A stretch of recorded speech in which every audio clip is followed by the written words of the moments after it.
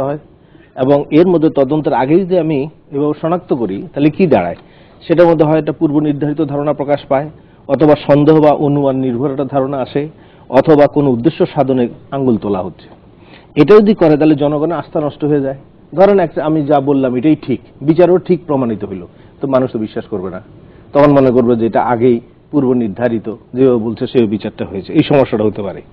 আর হলে আমাদের যারা দায়িত্বশীল মানুষেরা, বিশেষ করে রাষ্ট্র ক্ষমতা যারা আছেন, এমপি মন্ত্রী সাহেবরা যারা, তারা এমন একজন মন্ত্রী তার নিজের যে সাবজেক্ট সেটা নিয়ে কথা বললে ভালো, কারণ রাষ্ট্রীয় নীতি, শিক্ষানীতি, বাণিজ্য নীতি, খাদ্যনীতি বা যে বিষয়ের উনি দায়িত্বপ্রাপ্ত তার উপরে কিন্তু কথা বলছেন না। এটা নিয়ে মানুষের ক্ষোভ আছে, প্রশ্ন আছে, জিজ্ঞাসা আছে, মানুষের নানা ধরনের তার মধ্যে অংশীদারিত্বের প্রশ্ন আছে, এগুলো কোনো আলোচনা নাই। না থাকলে কি হয়, তখন দুটা জিনিস হয়, একটা হলো যে তারা এই কাজের যোগ্য কিনা এই প্রশ্ন ওঠে, আর হলো তারা সঠিক দায়িত্ব পালন করছেন কিনা সেই দায়িত্বহীনতার প্রশ্নটা আসে। আবার যেমন এমপিদের কাজ কি, পার্লামেন্টে যে বিলগুলি আসে এবং এই বিলগুলি এটা আইন, তো আইনসভার সদস্য সে, তাহলে এলাকায় গিয়ে জনগণের কাছে বলবে যে এই বিলটা আসছে, আইনটা পাশ হবে, এই আইনের পক্ষে আমরা এইভাবে করছি, এতে জনগণের পক্ষে এটা যাবে, গণতান্ত্রিক অধিকারের পক্ষ সম্প্রসারিত হবে। এইভাবে জনগণের মতামতগুলি নিয়ে পার্লামেন্টে আসবে। পার্লামেন্টে এসে তখন সেটা এলাকার জনগণের মতামত, ভিন্ন মত থাকলেও বলবে, আর জনসাধারণ সহমত পোষণ করলো সেটা নিয়ে তখন আইনটা পাশ হবে। এই ধরনের কার্যক্রম তো দেখছি না। তো ফলে এদের বেশিরভাগ সময়, যে জন্য ওই যে টিআইবি নিয়ে অনেক প্রশ্ন আছে, তাদের সব কথার সঙ্গে হয়তো আমরা একমত না, কিন্তু সেখানে দেখা গেল তারা যখন বলছেন যে এরা কত 7,000 না 8,000 বার নিজেদের দলের প্রশংসা শুরু করে, আবার অন্যদের গীবত গায়ে ইত্যাদিগুলি করে। তো এগুলি করলে কি হয়, মানুষের আস্থা নষ্ট হয়ে যায়। আরেকটা জিনিস হলো, সেটা হলো আমরা এখানে যেটা দেখছি যে এর মধ্যে তদন্তের কাজটা যে সঠিকভাবে, যেটা হলো জালের মতো, প্রথম ছড়িয়ে যায়, তারপর এটাকে টেনে তুলে আনে। তাহলে এই কাজটা যখন হয়, এই কাজটা করতে গেলে অনেকগুলি বিষয়, একটা বড় ক্যানভাসে, যেমন এটা ব্যক্তিগত শত্রুতা কিনা, পারিবারিক দ্বন্দ্ব কিনা, বা শরিকি ব্যবসায়ী দ্বন্দ্ব কিনা, প্রতিশোধজাত কিনা, রাজনৈতিক আধিপত্য বিষয় কিনা, মতাদর্শিক দ্বন্দ্ব কিনা, অর্থ সম্পদ স্বার্থ সুবিধার ব্যাপার কিনা, পরিকল্পিত কিনা, সমসাময়িক ব্যবস্থাপত্র কিনা, বা দেশজ কিনা, আন্তর্জাতিক প্রভাব কিনা, আন্তর্জাতিক নেটওয়ার্ক আছে কিনা, আন্তর্জাতিক অর্থায়ন আছে কিনা, সাংগঠনিক সম্পর্ক আছে কিনা, এবং এটা ভাড়াটেদের মাধ্যমে হয়েছে নাকি সেই লোকগুলি নিজেরা করেছে, তারপরে এই তাদের স্কিলটা কোন স্টেজের, নিম্ন, মধ্যম, উচ্চ, বা এর মধ্যে রাজনৈতিক বিশেষ পরিস্থিতি থেকে আসছে কিনা, অর্থনৈতিক সংকট থেকে সৃষ্টি হয়েছে কিনা, হঠাৎ ইত্যাদি আরো সবগুলো এই বিষয়গুলি, সেগুলি যখন একটা তদন্তের ক্রিয়াটা চলতে থাকে, তখন অন্যদের, বিশেষ করে যারা এক্সিকিউটিভ বলি বা এখানে আইনসভার সদস্য যারা, তাদের কিন্তু সংযমটা খুব দরকার। তারাও যদি মনেও হয় আমার একটা অনুমান ধরেন আছে, কিন্তু আমি যেটা এক্সপ্রেস করতে পারি না, এটা আমি মনে ধারণ করতে পারি, কারণ তাতে যে কথা আমি বললাম যে এটা ক্ষতিগ্রস্ত হয়। আর যে বিষয়টা আসে সেটার পরে সেটা বলবো যে আজকে যে সমস্যা, এটা কিন্তু মূলত আদর্শগত। আর একটা জিনিস সেখানে এই কথা বলে অন্যদের ওনারা আলোচনা করবো, আমি পরে আসছি। সেটা এই ধরনের পরিস্থিতির কারণে হয়েছে কি, মূল সমস্যাটা চাপা পড়ে যাচ্ছে। যেমন এই যে এখন ধরেন, আমি পরে এগুলি বলবো, এই যে শিক্ষকরা আজকে 6 দিন ধরে অনশন করতেছে, কালকে অনশন ভাঙানো হয়েছে। এখন দেশের সবচেয়ে মর্যাদাবান মানুষেরা, যারা মানুষ গড়ে করার কারিগর, সেই মানুষরা একটা ন্যায়সঙ্গত দাবি নিয়ে প্রেস ক্লাবের সামনে পড়ে আছে, অনশন করতেছে, তাদের ব্যাপারে কোনো আলোচনা নাই। এবং শ্রমিকদের বা অন্যান্য যে অংশের জনগণ, তাদের বিষয়গুলো আমি পরে বলবো, সময় থাকবে। আমি যেতে চাই জনাব মাহফুজুল্লাহ আপনার কাছে। উনি যে কথাগুলো বলছেন তাতে যদি একটা ধর্মীয় ভাষাতে বলা যায়, একটা হচ্ছে সংযমহীনতা, একটা চরিত্রহীনতা, আর একটা কর্তব্য বিমুখীনতা, এইগুলো আসলে না। জনাব খালেকুজ্জামান যা বলেছেন, মোটা দাগে তার সঙ্গে দ্বিমত মানে সুযোগ খুব কম। দুই একটা ক্ষেত্রে আমি একটু বলতে চাই, যেমন এমপিদের, তারপরে আপনার প্রশ্নের জবাবে আসবো, যে এমপিদের সম্পর্কে যে প্রশ্নটা এসছে, তাত্ত্বিকভাবে এরা আইন প্রণেতা, কিন্তু আপনি আমাকে বলেন, এখন যে ব্যবস্থা আমাদের 2 মাস পর পর সংসদের অধিবেশন হতে হবে, তো 2 মাস পর পর সংসদের অধিবেশন হলে 60 দিনের বিরতিতে, তো ওই অধিবেশনগুলোতে ওরা বসে কতগুলো আইন তারা প্রণয়ন করবেন? তারা কি সারা বছর আইন প্রণয়ন করবেন? আইন তো সারা বছর প্রণয়ন হয় না। তো তাহলে তাদের অন্য কিছু কাজকর্ম আছে। সেই কাজকর্মের মধ্যে একটা হচ্ছে, আমাদের মতো দেশে না, অন্যান্য দেশেও কিন্তু এমপিদের কাছে তার কনস্টিটিউয়েন্সির লোকজন হরেক রকমের জিনিস নিয়ে আসে, তো সেগুলি তাকে ফয়সালা করতে হয়। এবং সেগুলো ফয়সলা করতে গিয়ে আমাদের এখানে সমস্যাটা হয়েছে স্থানীয় সরকারের অন্যান্য যেসব প্রতিষ্ঠান আছে তার উপরেও এমপি সাহেব কর্তৃত্ব করেন। কারণ হচ্ছে যে পরে ভোটের সময় তিনি যদি তার কর্তৃত্ব না দেখাতে পারেন, পরের বার 5 বছর পরে যখন ভোট আসবে তখন আর মানুষ তাকে ভোট দেবে না। এটা তার একটা বড় ভীতি কাজ করে। সেই জন্য ওই উপজেলার উপরে খবরদারি করতে হয়, ইউনিয়ন পরিষদের উপরে খবরদারি করতে হয়, এগুলি করতে হয়। এটা হচ্ছে এমপিদের, এইটা আমার মনে হয় যে আমাদের মেনে নেওয়া উচিত যে এমপিদের কাজ শুধুমাত্র তাত্ত্বিকভাবে এরা লেজিসলেটর, কিন্তু এর বাইরেও তাদের কাজকর্ম আছে এবং সেইটা কতখানি হবে সেটার একটা সীমা টেনে দেওয়া উচিত। এটা এক। দ্বিতীয় হচ্ছে উনি একটা মজার কথা বলেছেন, মজার না, ওইটা গুরুত্বপূর্ণ কথা, যে বিষয়টা রাজনৈতিক। আমি ঠিক এই মুহূর্তে একেবারে পুরোপুরি এই সিদ্ধান্তে না আসলেও এইটা বিশ্বাস করি যে এইটি একটি আদর্শগত লড়াই। আপনি যারা ধর্মের স্লোগান দিয়ে বিভিন্ন কাজকর্ম করে বা মানুষকে খুন করে বা ধরেন ইসলামী হুকুমত কায়েম করার কথা বলে, তার সে একটা আদর্শ থেকে করে, কিন্তু একটা বিশ্বাস থেকে করে। এই বিশ্বাস আপনার কাছে পছন্দ নাও হতে পারে, এই বিশ্বাস আপনি গ্রহণ নাও করতে পারেন, এবং পৃথিবীতে বিশ্বাসের ভিত্তিতে প্রতিপক্ষকে হত্যার ঘটনা, খতম করবার ঘটনা আজকে নতুন তো না। এক সময় আপনার সমাজতন্ত্রের স্লোগান দিয়ে, মার্ক্সবাদের স্লোগান দিয়ে মানুষকে হত্যা করা হয়েছে, জাতীয় মুক্তি সংগ্রামের নাম দিয়ে করা হয়েছে, বিভিন্ন সময় বিভিন্ন রকম ভাবে করা হয়েছে, সাম্প্রদায়িকতার নাম দিয়ে করা হয়েছে, বিভিন্ন রকম ভাবে এটা করা হয়েছে। এখন সাম্প্রদায়িকতার নাম দিয়ে ধরেন যে গরু খাওয়ার বিরুদ্ধে যে ভারতে যেটা হচ্ছে, সে তার একটা বিশ্বাস থেকে, আমি মনে করি না যে এটা সবটাই তার, সে মনে করে যে গরু, আমার এই গরু, এটা আমার কাছে মানে প্রিয় প্রাণী, এটাকে করা যাবে না, ভক্ষণ করা যাবে না, যদিও এটা সম্পর্কে অন্য ইন্টারপ্রিটেশনও আছে। কাজে আমরা কিন্তু এখনো কারণগুলো আইডেন্টিফাই করতে পারি নাই, আমরা শুধু বলে যাই, একেবারে মোটা দাগে বলি হ্যাঁ ঘটনা ঘটলে পলিটিক্যাল ইউজ হয়তো, হ্যাঁ সেটা তো বলছি, ঘটনা ঘটলে আপনি বলে দিবেন যে অমুক অমুক এই কাজটা করেছে, অমুক এইটা করেছে। যে ভাগ্য ভালো যে এখনো পুলিশকে যে মেরেছে এই সম্পর্কে এখনো খুব একটা রাজনৈতিক মন্তব্য শুনি নাই আমি। এখন আপনার কথা হচ্ছে যে সমস্যাটা কি, সেই কারণটা যদি আপনি না জানেন বা কারণটা বের করতে না পারেন, তাহলে আপনি লড়াইটা করবেন কি করে? হ্যাঁ, আপনি একজনকে ধরে নিয়ে ফাঁসি দিতে পারবেন এই অপরাধের জন্য, আরেকজনকে যাবজ্জীবন দিতে পারবেন, কিন্তু তাতে কি এই সমস্যার সমাধান হয়ে যাবে? এই সমস্যার সমাধান হবে না। এই সমস্যার সমাধান হবে আপনাকে আগে কারণটা চিহ্নিত করতে হবে। কেন এই কারণটা আমাদের সমাজে, আমার কাছে যেটা মনে হয় যে এই যে পরস্পরের উপরে দায় চাপানো, রাহুল রাহা খারাপ, মাহফুজুল্লাহ খারাপ, মাহফুজুল্লাহ এই কাজটা করছে, মাহফুজুল্লাহ বলল না রাহুল রাহা করেছে, এখন তার এক পক্ষের উপরে সমস্ত কিছু চাপানো হচ্ছে আর অন্য কারো উপরে চাপানো হচ্ছে।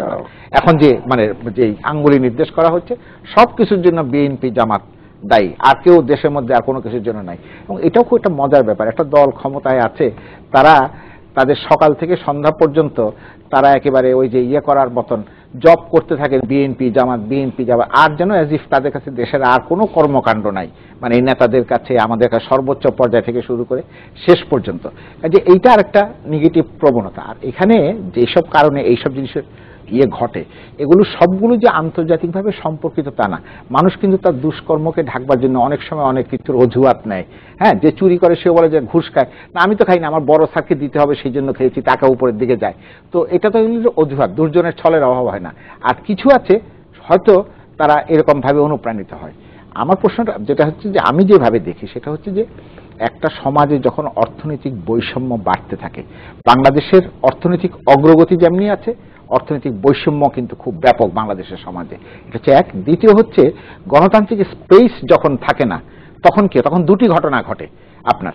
তখন এই যে মানুষের প্রতি যে ট্রাস্ট, মানুষের ট্রাস্ট, সমাজে বিভিন্ন জিনিসের প্রতি ট্রাস্টটা নষ্ট হয়ে যায়, এবং আস্থাটা যখন নষ্ট হয়ে যায় তখন কিন্তু মানুষের বিভিন্ন রকমের অন্যান্য কর্মকাণ্ডের দিকে জড়িয়ে পড়ে। যেমন ধরেন আপনি এই ঘটনাগুলো বাদ দেন, এগুলোকে তো কখনো বলা হচ্ছে বিচ্ছিন্ন ঘটনা, কখনো বলা হচ্ছে একটার সঙ্গে সম্পর্কিত, কি এখনো কিন্তু সরকার বলতে পারছে না স্পষ্ট করে। এর বাইরেও কিন্তু আপনি দেখবেন সমাজে এক ধরনের নিরাপত্তাহীনতা আছে।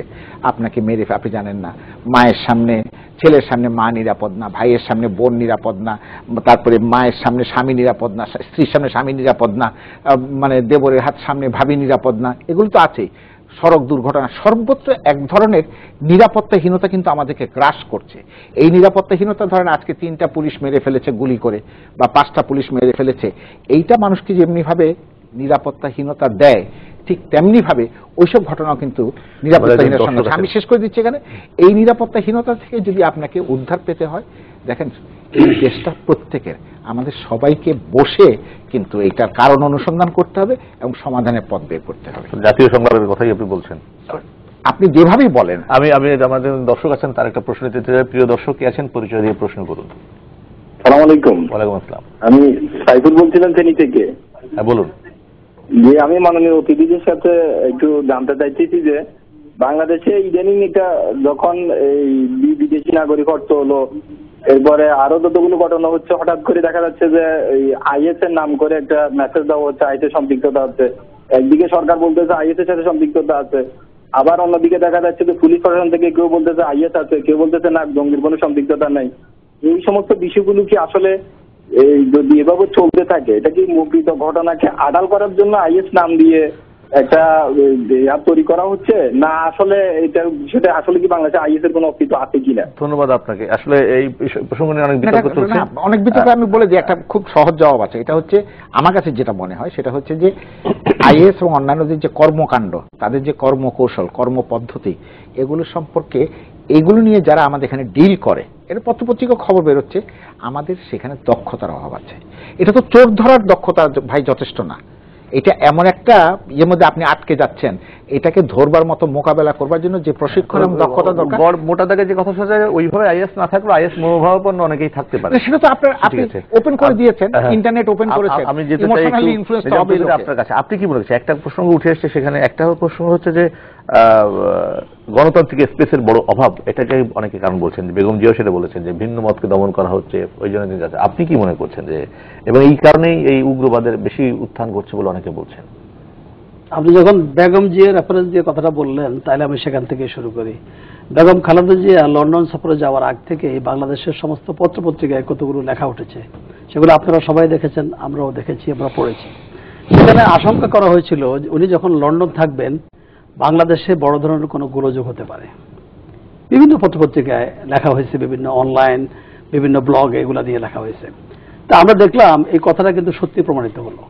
উনি যাওয়ার পরেই দুজন বিদেশি নাগরিককে হত্যা করা হলো, এবং সেখানে একটা অবয়ব দেওয়ার চেষ্টা করা হলো যে আইসিস বা আইএসএল এরা হত্যা করলো। পরবর্তীতে দেখা গেল কি, ওনার দলের এই বড় ভাইরা এই হত্যাকাণ্ডের পিছনে আছে বলে অ্যালিস্ট, মানে তাদেরকে সন্দেহ করা হচ্ছে।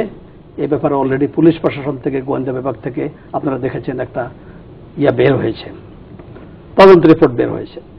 আমার মোটা দাগের কথা, আমাদের দেশে আমি একটা জিনিস লক্ষ্য করেছি, আমি তো বিগত 28 বছর ছিলাম না, গত 4 বছরে যে জিনিসটা আমি লক্ষ্য করেছি, রাজনীতিবিদ বলেন, মাহফুজুল্লাহ ভাইদের মতো সাংবাদিক বলেন, অথবা ওনাদের মতো বাম ঘরানার লোক বলেন, আমরা সবাই ক্লিয়ারলি কথাগুলো বলতে চাই না যে আমাদের দেশে সরাসরি আমরা দুটো গোষ্ঠী এখানে বিরাজ করছি। একটা হচ্ছে মুক্তিযুদ্ধের সপক্ষের শক্তি, আর আরেকটা হচ্ছে মুক্তিযুদ্ধের বিরোধী শক্তি। বেগম খালেদা জিয়া বিগত বছরগুলোতে 1975 সালের 15ই আগস্টের পর থেকে বাংলাদেশের রাজনীতি কাদের কবলে ছিল? মুক্তিযুদ্ধের বিরোধী শক্তির হাতে। তারা কি করলো? একে একে বঙ্গবন্ধুকে সপরিবারে হত্যা করে তারা ক্ষান্ত হয়নি, তারা জেলখানায় জাতীয় নেতাদেরকে হত্যা করলো, এবং তারপরে 21শে আগস্টে তারা চেষ্টা করলো কি, আওয়ামী লীগের মতো একটা রাজনৈতিক দলের সকল নেতৃত্বকে একেবারে বিনাশ করে দিয়ে আওয়ামী লীগ নামক দলটাকে চিরতরে শেষ করে দেওয়ার একটা অপচেষ্টা তারা করলো। থ্যাংক গড তারা সাকসেসফুল হয়নি। আপনি দেখেন তারই ধারাবাহিকতা আজকে 2014 সালের 5ই জানুয়ারি নির্বাচনের আগে কি ঘটলো, তারা কি ঘটালো। বেগম খালেদা জিয়াকে নির্বাচনে আসার জন্য কিভাবে অনুরোধ করা হয়েছিল, কিভাবে বলা হয়েছিল, এটা আমি পুনরায় ব্যাখ্যা করতে চাই না। বাংলাদেশের 16 কোটি মানুষ, সারা বিশ্বের যারা রাজনীতি নিয়ে আলোচনা করে তারা সবাই জানে। কিন্তু তিনি আসলেন না আসি তিনি কি করলেন, এই যে 1 বছর পূর্তির সময় উনি কি করলেন, 90 দিন যাবৎ এদেশের মানুষকে জিম্মি করে 100 লোককে পুড়িয়ে মারলেন। আর এখানে আমরা যদি শাক দিয়ে মাছ ঢাকার চেষ্টা করি, আমরা যদি বলি আমাদেরকে গণতান্ত্রিক স্পেস নেই, আপনি গণতান্ত্রিক স্পেস কারা দিবেন? আপনি একজন সন্ত্রাসীদেরকে, যে এই দেশের মানুষকে হত্যা করে সে রাজনৈতিক দলের প্রধান হিসেবে দাবি করে, সে আবার ক্ষমতায় যেতে চায়, তাকে কি আপনি স্পেস দিবেন? আমরা স্পেস দিব পলিটিশিয়ানকে, আমরা স্পেস দিব যারা এই দেশকে ভালোবাসে, আমরা স্পেস দিব যে এই দেশের মানুষ স্পেস দিবে। আমরা গণতন্ত্রে যে ব্যক্তি জনমত এনজয় করেন, লোকজন যাকে চায় তাকে আপনি স্পেস দেবেন না? অবশ্যই স্পেস দিব, কিন্তু যারা সন্ত্রাসীকে আশ্রয় দেয়, প্রশ্রয় দেয়, যারা এই দেশের মানুষকে, যারা 30 লক্ষ শহীদের বিনিময়ে অর্জিত স্বাধীনতাকে যারা স্বীকার করে না, তাদের সাথে যারা আঘাত করে, তাদের যুদ্ধ অপরাধের বিচারকে তারা সমর্থন করে না, ওদেরকে কিসের স্পেস? এখানে এই জায়গায় নিজাম চৌধুরী আমি একটা প্রশ্ন করতে চাই, সেটা হচ্ছে আপনি যখন যুদ্ধাপরাধের বিচার করছেন, জি, মানুষ কিন্তু এটা প্রশ্ন করছে না, এটা বিরুদ্ধে দাঁড়াচ্ছে না, এর বিরুদ্ধে ডাক দিলেও দাঁড়াচ্ছে না। আপনি যখন গণতান্ত্রিক প্রক্রিয়াকে এগোনিয়েছেন তখনও দাঁড়াচ্ছে না, আপনি উন্নয়ন করছেন, মানুষ বিরুদ্ধে দাঁড়াচ্ছে না। কিন্তু এই আপনি যখন এই সমস্ত ভালো ভালো কাজ করার পাশাপাশি এক ব্যক্তিকেই বারবার দোষারোপ করে যাচ্ছেন, সাধারণ মানুষ কিন্তু সেটা ভালোভাবে নিচ্ছে না। সেটা কি আপনি মনে হয় না যে এখানে দোষারোপ করার তো যারা ক্ষমতাসীন তাদের লিমিটেশনস কি, এটা একটা বড় লিমিটেশনস নাই? না, লিমিটেশনস আছে। আপনাকে এটা তো প্রমাণিত হচ্ছে একে একে করে, একটার পর একটা প্রমাণিত হচ্ছে। এদেশের সম্পদ কারা লুণ্ঠন করেছে। সিঙ্গাপুরের ব্যাংক থেকে 21 লাখ ডলার কে আমরা বাংলাদেশ সরকার কার অ্যাকাউন্ট থেকে নিয়ে এসেছে? এটা তারেক জিয়ার অ্যাকাউন্ট থেকে আনা হয় নাই। এই দেশের সম্পদ নিয়ে আজকে তারেক জিয়া লন্ডনে বিলাসবহুল জীবনযাপন করতেছে। কোথায় পাচ্ছে সে এত টাকা? পৃথিবীর সবচেয়ে দামি বাড়িতে সে থাকে, সবচেয়ে দামি গাড়ি চালায়, কোথায় পাচ্ছে সে টাকা? এই দেশের মানুষ একদিন এটার বিচার করবে। যেমনি ভাবে মুক্তিযুদ্ধের বিপক্ষ শক্তি 1975 সালের 15 আগস্টে জাতির জনককে হত্যা করার পরে তারা ভেবেছিল আওয়ামী লীগ নামক রাজনৈতিক দল বাংলাদেশে আর কোনোদিন মাথা উঁচু করে দাঁড়াতে পারবে না। কিন্তু এদেশের মানুষ আবার আওয়ামী লীগের সেই জননেত্রী শেখ হাসিনাকে, বঙ্গবন্ধু কন্যাকে ক্ষমতায় এনেছে। আনার পর আজকে কি হচ্ছে? সারা বিশ্বব্যাপী আমাদের মাথা উঁচু করে আমরা দাঁড়িয়েছি। আমরা আজকে বিশ্বের কিছু জবাব দেওয়া দরকার। আচ্ছা ঠিক আছে, বিরতির পরে আমরা একটা বিরতি নিচ্ছি। প্রিয় দর্শক, ফিরছি একটু পর, থাকুন আমাদের সঙ্গে।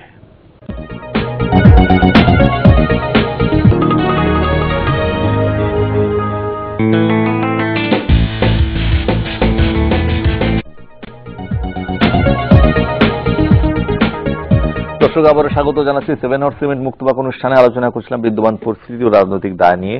আমি ফেরত আসতে চাই মাহফুদুল্লাহ সাহেবের কাছে, যেহেতু নিজাম চৌধুরী বক্তব্য কিছু আপনি প্রতিক্রিয়া দিতে চাইছিলেন। না, আমি খুব সংক্ষেপে, আমি তো সব প্রতিক্রিয়া তো এখন দেখানো যাবে না, সময়ও নাই, আর এটা আজকে বিষয় না।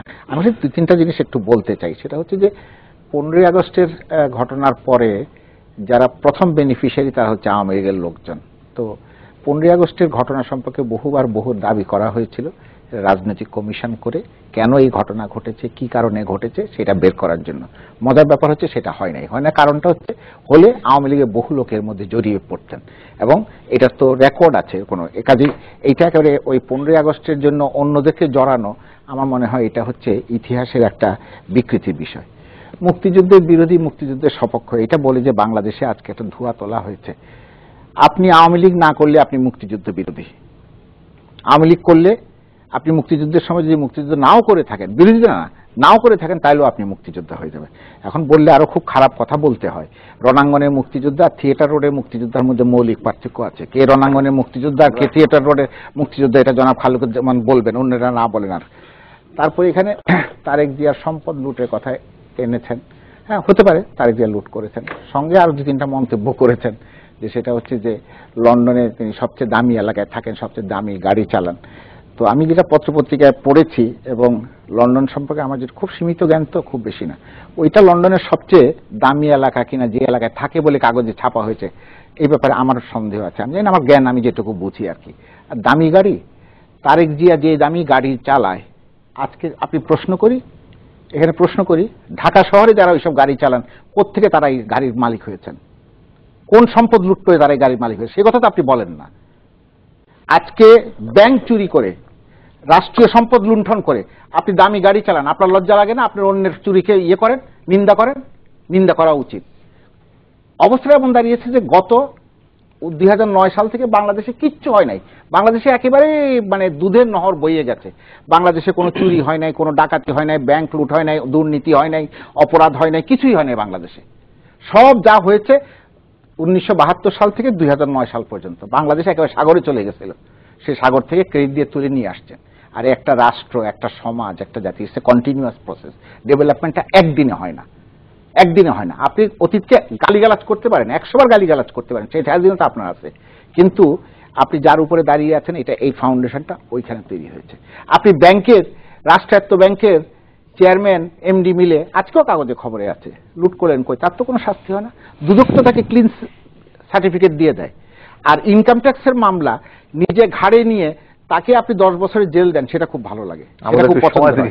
আমি যাচ্ছি না সেখানে, আমি এখানে শেষ করে দিচ্ছি আর কি, যে সেটা হচ্ছে যে, আর 5ই জানুয়ারি আপনি ব্লকেট দিলেন কেন? আপনি আমাকে গণতান্ত্রিক কর্মকাণ্ড করতে দেবেন না? তো ঠিক আছে, দিয়েন না। একটা আপনি রাজনৈতিক দলকে, বিএনপিকে শেষ করে দেবেন, দিয়ে দেখেন আপনি সার্ভাইভ করেন কিনা। বিএনপিকে শেষ করলে আওয়ামী লীগ সার্ভাইভ করবে না। জনাব খালেকুজ্জামান, আমি একটু ওই আগের দুই একটা প্রসঙ্গটা বলি। যেমন উনি এটা ঠিকই বলছেন, আইন নীতি প্রণয়ন, আইনসভার সদস্যদের কথা আসছে, সেটা শুধু আইন না, আইন এবং নীতি নির্ধারণ এবং তার সঙ্গে বাস্তবায়ন, তদারকি, সেগুলি। তাতেও যদি সমস্যা হয় তাহলে সংখ্যানুপাতিক নির্বাচন পদ্ধতিতে আমাদের যেতে হবে। ওদের কাজ তো শুধু আইনে তো সারা বছর শুধু আইন না, নীতি প্রণয়ন এবং বাস্তবায়ন, তদারকি 365 দিন চালা রকম। যেমন এটা বলছেন যে ভারতের কথা বলছেন যে গরু খাওয়ার, এটা বিশ্বাসের কথা, এটা বিশ্বাস না, এটা প্রতারণা। কারণ হচ্ছে ভারত হচ্ছে দ্বিতীয় বৃহত্তম গোমাংস রপ্তানিকারক দেশ, অনেকে বলে 1 নাম্বার।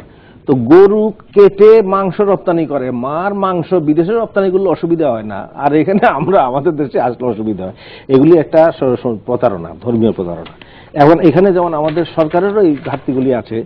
এখানে এসে যখন স্বরাষ্ট্রমন্ত্রী বোধহয় বলছিলেন গরুর মাংস 30-35 টাকা বেড়ে গেছে, 70 টাকা বাড়লে মুসলমান আর গরু খাবে না। তো তোমরা এই যে গরুর মাংস রপ্তানি করো, ব্যাপারটা কি? তো ফলে এইসব কথা না, আবার এটা গভর্নমেন্ট এগুলি প্রটেস্ট করা উচিত ছিল। ফলে যেমন একজন বসে হিন্দুদের বলছে যে আওয়ামী লীগ করা উচিত, এগুলি উস্কানিমূলক কথা, এগুলি বিশ্বাসের কথা না। তো ফলে এই বিষয়গুলিটা আমাদের খেয়াল করা দরকার। আর হলো যে ইসলাম নিয়ে যে কথাগুলি আসছে, যেমন ওই যে আদর্শের কথা বলছেন, তাহলে কোন ইসলাম? 71 সালে 80% মুসলমান এই দেশে, তো তারা কি রাজাকার হয়েছিল? তাহলে 1%-এরও কম ইসলাম মানে হচ্ছে পাকিস্তানের পক্ষে, ইসলামের নামে মানুষ খুন, নারী ধর্ষণ, অগ্নিসংযোগ ইত্যাদি, গণহত্যা, এটা হলো তার ইসলাম। এটা কত পার্সেন্ট? 1% হয় না। কিন্তু সংখ্যাগরিষ্ঠ মুসলমানের এটা কি ছিল? তারা স্বাধীনতার পক্ষে, মুক্তিযুদ্ধের পক্ষে এবং মিলিত সংগ্রাম, হিন্দু, মুসলিম, বৌদ্ধ, খ্রিস্টান কোনো বিবেচনা করে নাই। তাহলে কোনটা ইসলাম? তো ফলে এই বিষয়গুলি একটা হেজি অবস্থায় আছে। আর এই আল কায়দা, তালেবান, আইএস, আল কায়দা করেছিল ইরাক দখল করার জন্য, তালেবান করছে আফগানিস্তান দখল করার জন্য, আইএস করছে সিরিয়া দখল করার জন্য, সাম্রাজ্যবাদীদের, সেই আলোচনা আমি যাব না। এখন আদর্শের কথা যে বলছেন, রাইটলি বলেছেন, আদর্শকে তো আদর্শ দিয়ে মোকাবেলা করতে হবে। প্রগতিশীল চিন্তা ছাড়া প্রতিক্রিয়াশীলকে মোকাবেলা করা যাবে না। তাহলে এখন দেখেন যে আমরা আজকের যে আওয়ামী লীগ, এখন এই যে একটা আজানের সময় আতশবাজি পোড়ানো হয়েছিল, একটা হিন্দু পল্লীতে গিয়ে কি ধরনের অত্যাচার তারা করেছে, এবং সেখানে একজন গর্ভবতী মহিলা পেটে লাথি মেরে তার সন্তান প্রসব হয়ে গেছে। তাহলে এর সঙ্গে, এই মানসিকতার লোকের সঙ্গে এই যারা এখন ধর্মের নামে মানুষ খুন করে, কি পার্থক্য আছে? তাহলে এই বিষয়গুলি আজকে ভাবতে হবে না? ফলে এখানে যে কথাটা আসছে সেটা হলো যে যখন আওয়ামী লীগ সেই সময় ইয়াতে ছিল, তারা আওয়ামী লীগ থেকে মুসলিম শব্দ বাদ দিয়েছে। তারা সেদিন বলা হয়তো তোমার আমার ঠিকানা মক্কা মদিনা, আমরা বলছি পদ্মা, মেঘনা, যমুনা। তারা বলছে যে তুমি কে, আমি কে, পাকিস্তানি মুসলমানের বলছে আমরা বাঙালি বাঙালি। তাহলে নারায়ে তকবীর, সেটা বলে জয় বাংলা। কই আওয়ামী লীগ 70 সালে তো একচেটিয়া ভোটে জিতলো, জামাত ইসলাম তো ভোট পায়নি, নিজাম তো ভোট পায়নি। ফলে এগুলি, কিন্তু আজকে কেন এই জায়গায় তার যেতে হলো এই কারণে যে এখন মুক্তিযুদ্ধ একটা বাণিজ্যিক পণ্য, ধর্ম একটা বাণিজ্যিক পণ্যে পরিণত হয়ে গেছে। ফলে এইটা করলে, এবং এখানে যে কথাটা আরো আসছে সেটা আমি একটু পরে বলবো সময় পেলে, এই যে বিদেশ টাকা আনার, তারেক এবং কোকোর টাকা যখন আনছে আমরা খুশি হয়েছিলাম, যাক এবার টাকা আসতে থাকবে। এবং যে গ্লোবাল ফাইন্যান্সিয়াল ইন্টিগ্রিটি সেটা বলছে যে 1,02,668 কোটি টাকা শুধু 9 বছরে বিদেশে পাচার হয়েছে। আর এখানে মালয়েশিয়ার অ্যাম্বাসেডার প্রেস কনফারেন্স করে বাংলাদেশে বলতেছে 3,500 লোক দ্বিতীয় বাড়ি তৈরি করছে। এবং সময়টা বললেন সুইজারল্যান্ডে, কোন সময়? সুইজারল্যান্ডের ব্যাংক বলতেছে 4,500 কোটি টাকা ওখানে বাংলাদেশিদের জমা আছে।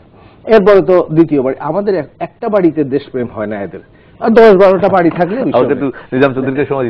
এইটা আমি শেষ করতে। এই যে টাকাটা যদি আনতে পারতো তাহলে এটা একটা ন্যায্যতা থাকতো, মানুষ এটা বুঝতো কোকোর টাকাও আনো, তারিখের টাকাও আনো, বা অন্য এখানে যা বিদেশে পায় সেই টাকাগুলি নিয়ে আসো, এটা দেশের সম্পদ, এগুলি চুরি করে বিদেশে নিয়ে গেছে, তাহলে একটা জাস্টিফিকেশন থাকে।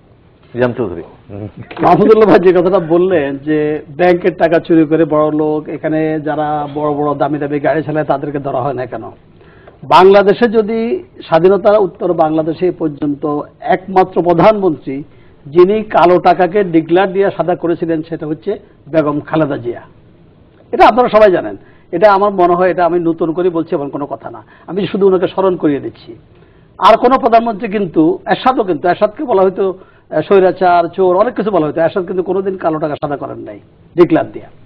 আচ্ছা, এরপরে দেখেন যে তারেক জিয়ার কথা বলা হচ্ছে, তারেক জিয়া কোন জায়গা থেকে কি? তারেক জিয়া এখন তার ঋণের জন্য, ব্যাংকের টাকা চুরির জন্য সে তার কয়েকটা কেস চলতেছে, ডান্ডি ব্যাংক থেকে শুরু করে, খাম্বা দুর্নীতি থেকে শুরু করে, হাওয়া ভবনের মাধ্যমে হেন কর্ম সে করে নাই, তার ফ্রেন্ড মামুন টাবুলেরা সহ, এগুলা নতুন করে বলার কিছু নেই। আদর্শিক লড়াইটা হচ্ছে কিনা, যেটা আওয়ামী লীগের দায়িত্ব। শুনেন, আদর্শিক বলতে ওদের কি আদর্শ আছে? কি আদর্শ আছে? কি আদর্শ নিয়ে ওরা রাজনীতি করে? একটি মাত্র আদর্শ, একটা শব্দ, বাংলাদেশি জাতীয়তাবাদ। এছাড়া তো তাদের কোনো আদর্শ নাই। যারা তাদেরকে নিয়ে আজকে রাজনীতি করতেছে, বেগম খালেদা জিয়া আজ পর্যন্ত একটা দিন কি বলেছে যে যুদ্ধ অপরাধীদের বিচারের কথা? বেগম খালেদা জিয়া তার স্বামীর হত্যাকারীদের বিচার তো চায়নি। তিনি কোন জায়গায় আছেন? আমি তো প্রশ্ন করি কেন উনি ওনার স্বামীর হত্যাকারীদের বিচার করছেন না? আমরা যদি বলি ওনার মধ্যে, এটার মধ্যে উনিও জড়িত আছেন না, রাজনীতির তর্কের খাতিরে আমরা বলতে পারি তো, কেন উনি বিচার চাচ্ছেন না? জননেত্রী শেখ হাসিনা তো তার বাপের হত্যাকাণ্ডের, জাতির জনকের হত্যাকাণ্ডের বিচার চেয়েছেন এবং করছেন, চলমান প্রক্রিয়ার মধ্যে আছে। উনি মুক্তিযুদ্ধ বিরোধীদের বিচার করছেন, ওয়াদা দিয়েছেন, সেটা করছেন। উনি বলছেন চলমান প্রক্রিয়া একটা দেশের উন্নয়ন। আপনি দেখান। আমি আরেকটা জায়গায় বলেছিলাম, আমরা 71 সালের মুক্তিযুদ্ধের সময় বলতাম সোনার বাংলা শ্মশান কেন? পাকিস্তানের কি অবস্থা, আমাদের দেশের কি অবস্থা? আজকে সময় এসেছে এটাকে নিরূপণ করার। 75 সালের পরবর্তী সরকারগুলো দেশের জন্য কি করেছে, আর আওয়ামী লীগ যে কদিন ক্ষমতা ছিল তারা কি করেছে, এটাকে স্পষ্টভাবে লিখিতভাবে জরিপের মাধ্যমে নন পলিটিক্যাল লোক দিয়ে আপনি করান। আপনাদের দেশের বুদ্ধিজীবী মাহফুজুল্লাহ ভাইকে রাখেন, সেখানে রেখে আপনারা একটা শ্বেতপত্র প্রকাশ করেন এদেশের উন্নয়নের জন্য আওয়ামী লীগ কি করেছে, এদেশের মুক্তিযুদ্ধের সপক্ষে শক্তিকে উজ্জীবিত রাখার জন্য আওয়ামী লীগ কি করেছে, আর বিএনপি সহ গম দলগুলা কি করেছে। এখানে কোনো ইফস এন্ড বাটের ব্যাপার নাই, এখানে বিতর্কে জয়লাভ করার কোনো ব্যাপার নাই। সত্যকে সত্য বলতে হবে, সাদাকে সাদা বলতে হবে, কালোকে কালো বলার সাহস থাকতে হবে।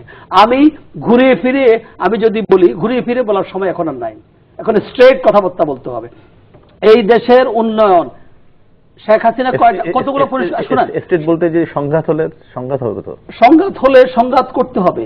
সংঘাত করার সময় এসে গেছে এখন। আপোষ করা যাবে না। যারা মুক্তিযুদ্ধের বিরুদ্ধে, দেশের স্বাধীনতা যারা চায় নাই, তারা 71 সালকে গন্ডগোলের বছর বলে, তাদের সাথে আপোষ করার কোনো সময় আর নাই। এই জাতিকে রক্ষা করতে হলে সেই সংঘাতের সময় এখন এসে গেছে, প্রয়োজনে সংঘাত করতে হবে। আপনি বলছেন আমাদের দেশে জনগণের নিরাপত্তা নাই। আমেরিকাতে প্রতি সপ্তাহে একটা করে স্কুল শুটিং হয়, সেখানে নিরাপত্তা আছে? একটা জাতির একটা চলমান প্রক্রিয়া। আপনার আজকে যদি একটা কলেরা বসন্ত হয়ে হাজার হাজার লোক মারা যায়, তখন আপনি কারে দুইটা পুলিশ মারছে, এগুলো তো আমরা বলবো বিএনপি মারছে। যেমনি বড় ভাইরা 2 জন বিদেশিকে মারছে, সেটা প্রমাণ হচ্ছে কয়েকদিন পরে প্রমাণ হবে বিএনপির লোকেরা সেগুলো করছে। আমরা একটা বিরতি নেব, বিরতি পর ফিরে এসে বাকি আলোচনা করবো। দর্শক থাকুন আমাদের সঙ্গে, ফিরছি একটু পর।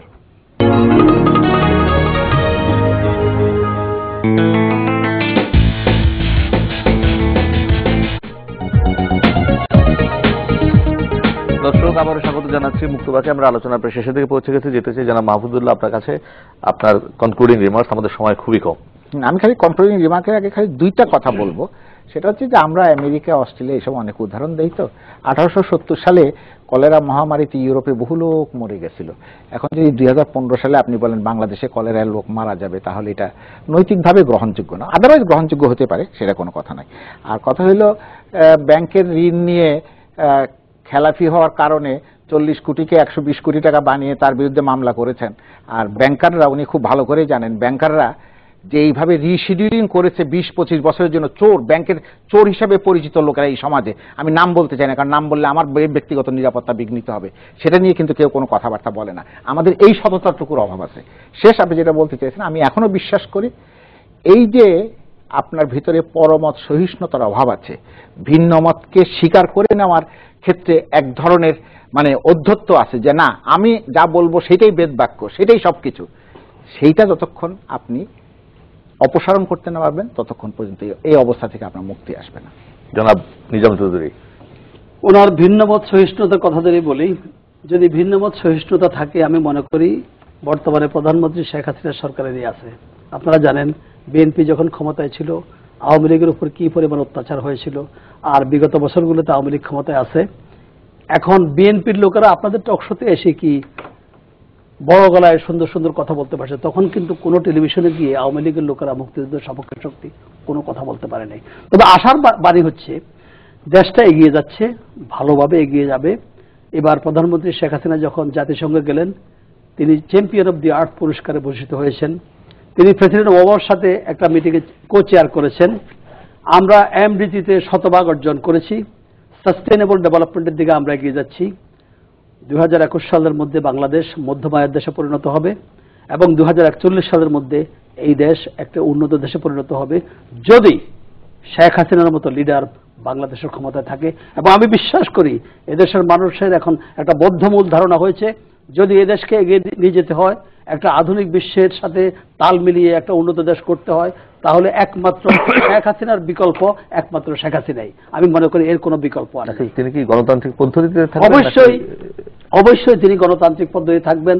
এবং আমি বিশ্বাস করি বর্তমানে আমেরিকার প্রচলিত একটা জরিপে দেখা গেছে বাংলাদেশের 76% মানুষ এখন বাংলাদেশের বর্তমান সামাজিক অবস্থা, রাজনৈতিক অবস্থার উপরে ভালোভাবেই তারা সন্তুষ্ট আছে। এবং আমি বিশ্বাস করি আগামী নির্বাচন যখন 2019 সালে হবে, সেই নির্বাচনে আবার সংখ্যাগরিষ্ঠতা নিয়ে জননেত্রী শেখ হাসিনার নেতৃত্বাধীন আওয়ামী লীগ আবার পুনরায় ক্ষমতায় ফিরে আসবে।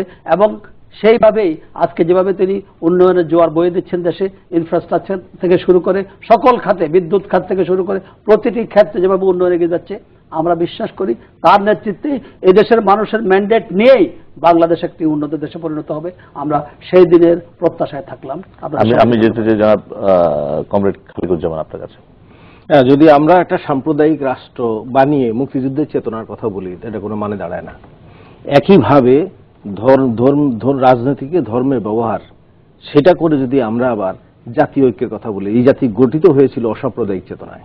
ফলে আজকে রাষ্ট্রধর্ম যে বহাল রেখে, সংবিধানে বিসমিল্লাহ বহাল রেখে তারপরে একটা সাম্প্রদায়িক রাষ্ট্রের জায়গায় নিয়ে এসে আমি মুক্তিযুদ্ধের চেতনার কথা বলে বেমানান হয়। এবং তার সঙ্গে সাংবিধানিক অঙ্গীকার যেগুলি আছে সেগুলিকে আমি লঙ্ঘন করছি। এক পদ্ধতির শিক্ষা আপনি 3 পদ্ধতির করে রাখছেন, তারপরে সেখানে পরিকল্পিত অর্থনীতি আপনি মুক্তবাজার চালাচ্ছেন এবং বহু রকমের যে অঙ্গীকার, ট্রানজিশনের জন্য তো সময় দিতে হবে। আপনি রাতারাতি বাংলাদেশ একটা দিকে গেছে বহু বছর ধরে, তার বিপরীত দিকে যেতে হলে আপনাকে তো কিছু সময় দিতে হবে, কিছু ফেজ বাই ফেজ যেতে হবে। ছেলের বয়স ছিল 3, তোর নাম রাখছিল নাবালক। ওর 80 বছর হয়ে যাওয়ার পরে মানুষের তারা নাবালক গাজী ডাকে, তো এই কথা কোনো মানে হয় না। 44 বছর পরে এসে আমি এখনো শিশু, এই কথা বলার কোনো যুক্তি নেই। তাছাড়া আমরা একটা এই সংগ্রামটা এই অর্জন করেছিলাম তো লড়াইয়ের মাধ্যমে। তো ফলে সেটা আজকের দিনে যে কথা আমরা বলছি সেটা হলো যে মুক্তিযুদ্ধের যে অঙ্গীকার এবং চেতনা, সেটা যদি আমার কি ছিল, সেটা প্রথম ঘোষণা ছিল সাম্য, মানবিক মর্যাদা এবং সামাজিক সুবিচার। আর সংবিধানে ছিল গণতন্ত্র, সমাজতন্ত্র, ধর্মনিরপেক্ষতা, জাতীয়তাবাদ। এখন এগুলি কোনো চিহ্নই নাই। আর কেউ বলবেন যে সমাজতন্ত্র না কার্যকর না, আর সমাজতন্ত্রের লক্ষ্যে আপনার সেটা পরিচালিত হবেন। আর এক কথা বলে শেষ করি, মুক্তিযুদ্ধের চেতনার ভিত্তিতে দাঁড়িয়েই শুধুমাত্র দেশকে এগিয়ে না, আজকে যে পরিস্থিতি আমরা দাঁড়িয়েছি মুক্তিযুদ্ধের চেতনা বিরোধী অবস্থানে দাঁড়িয়ে দেশ শাসন করার ফলাফল এই জায়গায় এসছে। ফলে যেটা বলছি, যখন গণতন্ত্রের কথা বলছেন, ধরেন একটা ঘর, চাল আছে, বেড়া আছে, দরজা জানালা আছে, সবই আছে। আপনি করলেন সুন্দর একটা দরজা এবং একটা জানলা লাগাইলেন, চাল নাই, খুঁটি নাই, বেড়া নাই, তো এটা দিয়ে কি হবে? এটা গণতন্ত্র শুধুমাত্র এখানে একটা ভোট দিলেন বা ভোট ছাড়া ক্ষমতায় ডিজিটাল কায়দায় চলে গেলেন, এগুলি না। তাহলে তার জন্য আইন কানুন, বিধি বিধান, প্রথা, প্রতিষ্ঠান সেগুলি যদি গণতান্ত্রিক না হয়, সংস্কৃতি যদি গণতান্ত্রিক না হয়, এবং মুক্তিযুদ্ধ যেই চেতনায় এই জাতি গড়ে উঠেছে সেই চেতনার দাঁড়িয়ে যদি আপনি দেশ শাসন পরিচালনা না করেন, এবং বহু অসঙ্গতি আমি তো সময় নাই বলতেও পারবো না, তাহলে সেইগুলিকে মুক্তিযুদ্ধের চেতনাই হচ্ছে আমার ডাইরেকশন, এটা ধ্রুবতারা, সেদিকে লক্ষ্য রেখে দেশকে পরিচালনা করতে হবে, এছাড়া দেশের মুক্তি নেই। অসংখ্য ধন্যবাদ কমরেড খালিকুজ্জামান, জনাব নিজাম চৌধুরী, জনাব মাহফুজুল্লাহ আমাদেরকে সময় দেওয়ার জন্য। তবে আপনাদের বক্তব্য থেকে একটা জিনিস বোঝা গেছে, সেটা হচ্ছে যে অসহিষ্ণুতা একটা, সেটা ব্যক্তি জীবন থেকেও চর্চা করা উচিত, অসহিষ্ণুতা সহিষ্ণু হওয়া উচিত, এবং সেটা অবশ্যই জাতীয় রাষ্ট্রীয় সব পর্যায়ে করা উচিত। আর একটা যেটা বলছিলেন যে এই যে মূল চেতনা থেকে সরে যাওয়া, এটাও এক ধরনের দুর্নীতি, ইন্টেলেকচুয়াল দুর্নীতি, আর্থিক দুর্নীতি, এই সব ধরনের দুর্নীতি থেকে বেরিয়ে আসা এবং মুক্তিযুদ্ধের চেতনা লাগে চলা। আমরা প্রত্যাশা করি মুখে বলার থেকে মানুষ এগুলো কাজে প্রয়োগ করবেন বেশি। আমাদের দেশে মুখের কথা খুব বেশি পরিমাণ হয়, অবশ্যই আমরা টক শো বানালে চলতো না, আপনার কথা না বললে এখানে এসে বলবেন, কিন্তু ব্যক্তি জীবন এবং কাজের জায়গাতে কথা থেকে কাজটাই বেশি হোক, এই প্রত্যাশা করে শেষ করতে চাই। প্রিয় দর্শক, সবাই